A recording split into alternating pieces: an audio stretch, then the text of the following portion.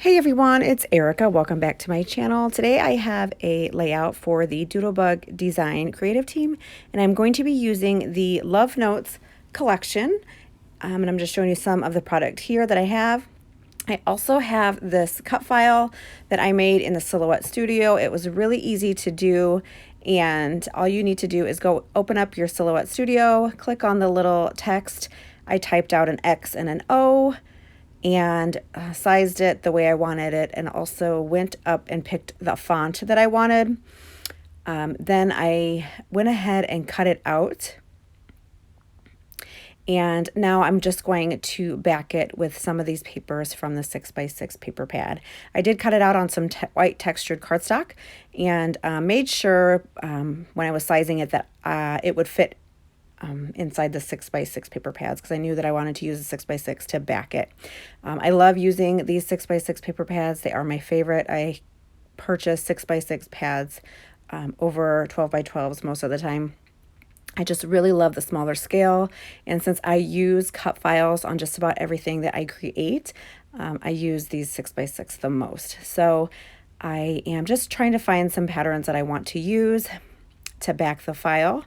And I'm going to use these two up here.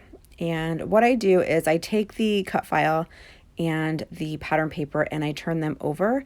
I trace the inside of my cut file with a pencil, and then I will cut around my trace line, leaving a little bit of a border. That way it'll fit perfectly on the cut file when I adhere it down. You could also trace around the cut file if you wanted, but I'm just so used to tracing the inside, it's just habit for me to go this way, but you could definitely cut around the outside if you wanted. So I'm just going to trace both of these X's and O's, and then adhere them here with this glue that I have from Thermoweb. This adhesive has a really fine tip, and it works really well when backing cut files. Another adhesive that is great to use would be like a glue pen. Those work really well. They work really well with the cut files as well. So if you're new to cut files, something with a fine tip works best with these cut files, and just a little bit of adhesive goes a long way. So just a little tip when doing cut files. So I'm going to find two more patterns that I want to use on this cut file, and I'm going to pull this one out here. And then I'll end up just using the back of this pretty floral paper. I absolutely love this collection. I love all of the floral prints, and I love that there are 3 different die cut packs, and then one of them is all florals and stems and just hearts and really pretty florals. I love florals a lot, and it just makes me happy that there's one pack that is all florals.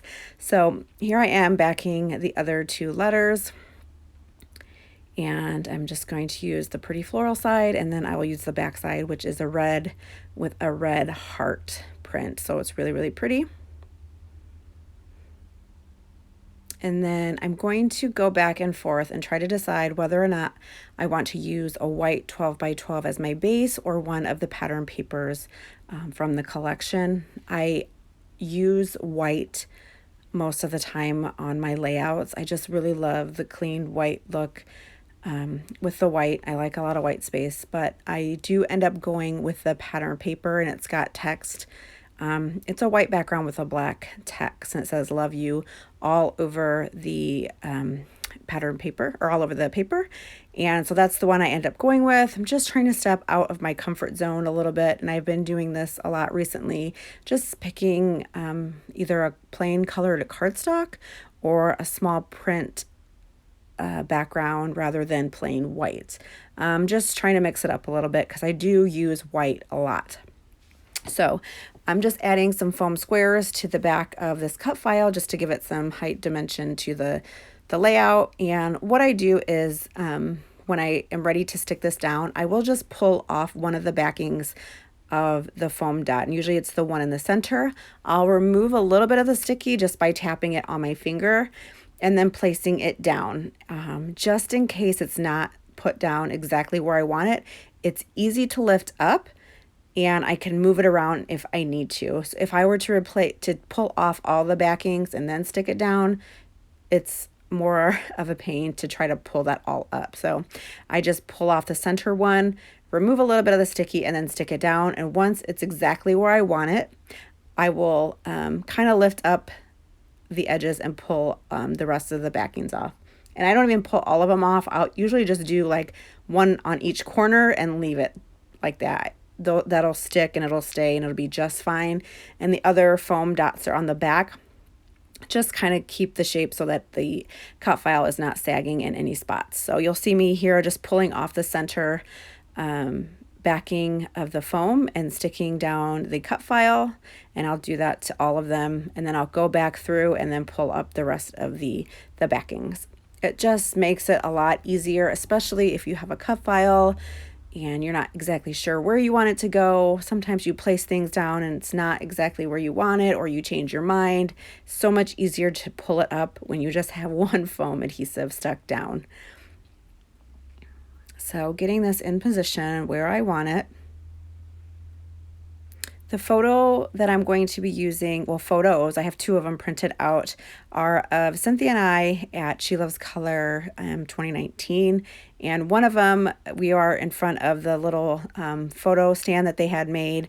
And I was giving her a big old squeeze and she was like not expecting it at all. She was cracking up. And then the other one, I think, I don't know if it was during the make and takes or after a class or something.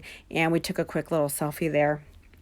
So I printed them in black and white, and one of the photos, my ink was running out, so you can see a little bit of a color fade, but it's fine. Once I cut them down, you can't even tell. So I decided that I wanted to stick them in the inside of the O's because I didn't really like the way that the photos looked on the layout as they were. So I decided that I would trim them down and put them on the inside of the O's. And I pop them up on some foam adhesive and get them stuck down. I really, really like the way that that looks. I think it's cute. So I just use this little piece here to help guide me with the placement of the photo. And I just use some fun foam to pop up the photo. So I'm going to get that stuck down. And then that little inside piece, I'll go ahead and pull that up. So now I have it perfectly placed inside the O. I just think it's really cute and fun to kind of use your photos inside of letters like this. I do this sometimes on my cut files if there's like an A or an O, or if there's like a heart shape in place of an O, I will sometimes put my photo in there. And it's really easy to do. I just will either trace it or I will adhere it on there and then kind of trace the excess off of that letter. I just think it's fun and it adds a little interest to the layout. Now I'm just going to be going through this little die cut pack and pulling out some pieces that I can use. This is a Valentine love type collection, but definitely could be used for other things. I know I have the XOXO, but I am pulling out some pieces. One says hello friend. I end up switching it out to the piece that says hi, and then getting some floral bits, and I'll get those stuck down to the layout as well. I'm going to stick a floral here on this side and then one on the other O. I'll move the little speech bubble here in a minute and I'll place another floral piece over there. I love having florals peeking out around my cut files, and if you follow me on Instagram, you'll notice that I love sticking these die cut pieces around my layouts. I just love the way that it looks. I think it's super cute, and especially with the Doodlebug critters, it's really fun to kind of poke or have them peeking out of different letters or layering them up. So you'll see I'll do these little flower clusters here, and then I'll use some of the birds and then tuck in some hearts as well. Really, really cute. This layout is really simple and came together very quickly, but I just love the way that it turns out. Just getting these florals stuck in here. And then I also use the 12 by 12 sticker sheet. There are some great word strips that you can use as well. And I take one and create a little banner tail on the end of it. and just to kind of mimic the other banner that's on the other O.